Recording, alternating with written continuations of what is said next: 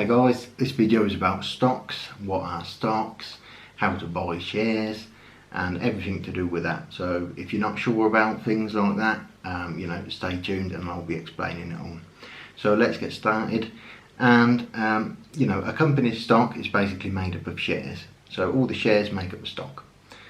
You can buy a portion of shares in whatever company that's on the stock exchange. So they've gone public and they've put a certain amount of shares on there for people to buy.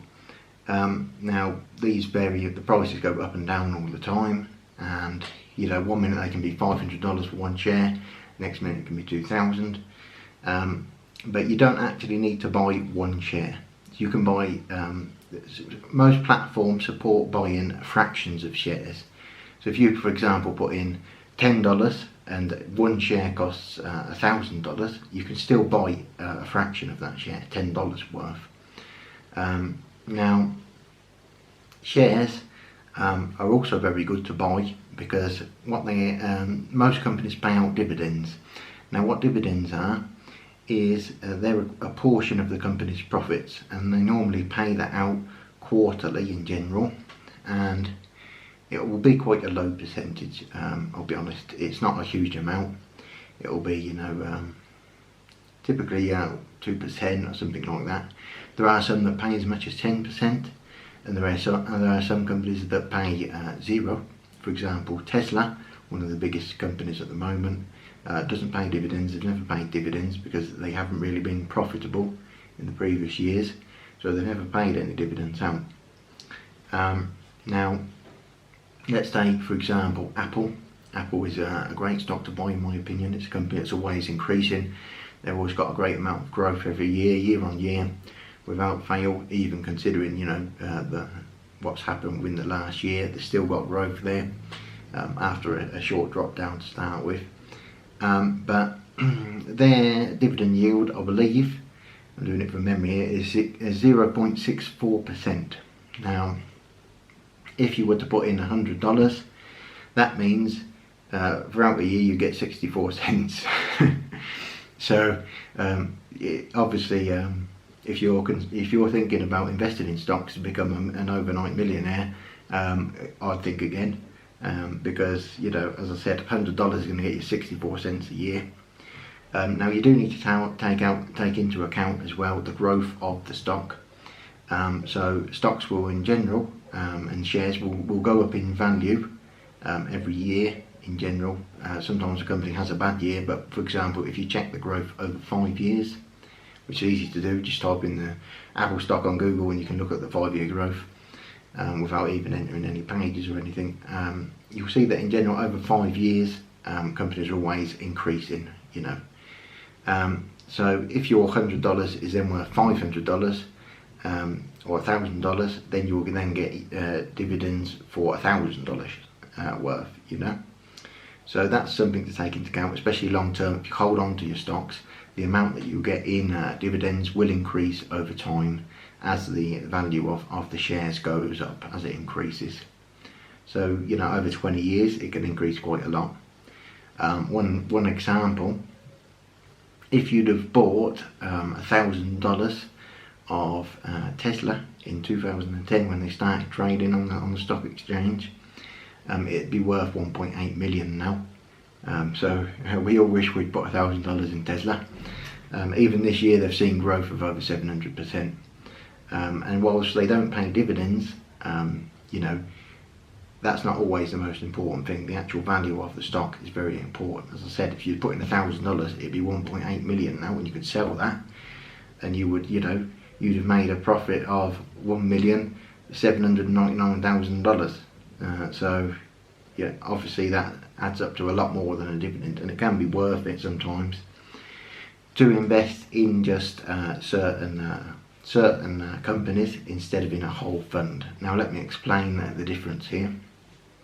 Now, firstly, if you want to invest in shares, it's easier than ever these days. All you need to do is download an app. There's loads of apps. There's Trading 212 in Europe, there's Robinhood in the United States, there's loads of them. You can look on and see which one you prefer. It doesn't really matter that much. There are some differences there. in regards to commissions and things, but most of them I believe are free. You just need to put in a small amount to activate your account, like $1 or something. And once you've downloaded one of those apps and you've got your money in there deposited, you can just invest in, whether it be the stock exchange in London or in the United States. You can just invest whichever you prefer, and you can choose individual companies. So if you wanted to put $100 in Apple, you can put $100 in Apple. If you want to put $100 in Microsoft, put $100 in Microsoft. You know, it's completely up to you. It's easy to do. As I said, easier than ever with all of these applications. They're very simple to use. Anyone can use them. You know, it's not difficult. One thing to think about is, instead of just investing in single stocks, you can also invest in index funds. Now, an index fund is basically where everyone puts their money in, and all the money is invested in, for example, in the United States, it will be in the S&P 500, which is the top 500 companies in the United States. So a small amount of all of the money in the index fund will be put into all of those top 500 companies. Now you're saying, what's the benefit of this? Well, the benefit of this is that, you know, in general, all of the top 500 companies in the United States, they're pretty much always doing well. That's why they're top 500 companies. You know, if 480 make money and only 20 lose money, well, you've got, you know, a small amount in all of the 500. So you're not going to really lose money ever. You know, even if some go down, the majority will always be on the increase. So though that $100 you put in there, $1,000, you know, you're looking at constant annual growth in that index fund. Now, the dividends are quite small on an index fund. The reason being is it's just very, very low risk. It's very, I mean, you just won't lose your money. That's my opinion. You won't lose any money on an index fund. It's a solid investment. It's a way better return. You look about 7% annual return. Obviously that's way better than any savings account that you can find. So if you've got money in a savings account, perhaps, you know, say if you've got 100 grand, leave 10 grand in there just in case, you know, your emergency fund, and put the other 90 in an index fund, or put 80 in, and then put 10 around a few companies, you know, that you're confident in. I would always suggest investing the majority of your money in an index fund, just because it's the safest way to invest. You can just consider that safe, and you can, you know, set that up to automatically deposit into that fund, you know, each month, $100, $1,000, whatever you wish, and it will just go increasing in value over many years. You know, you can keep that for 20 years, 25 years, you know, to help you when you're not working, when you retire. You know, over 20 years it'll be worth a lot more than it was when you first put money in, and if you continually put money in, obviously it will increase even more exponentially. And the dividends, you know, they'll increase as the value goes up. So that's a safe one. When it comes to investing in individual companies, you need to do a little bit of research. There's loads of things you can look at online.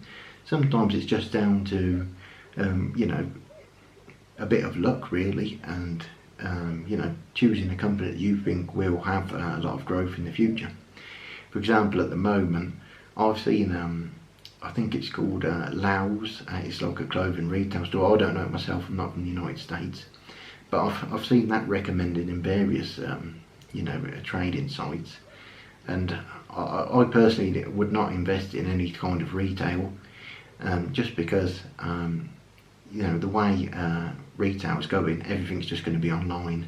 And, you know, it's a place that's got a lot of stores, physical stores, and that's not a good, you know, in my opinion, that's not a good investment at the moment. You should try and avoid that. So, you know, have a look at other things. You know, electric cars are obviously on the increase. Government's trying to get a huge amount of electric cars. In the UK, they want everything electric by 2030, and they're going to ban the sale of, you know, petrol and diesel vehicles, new vehicles.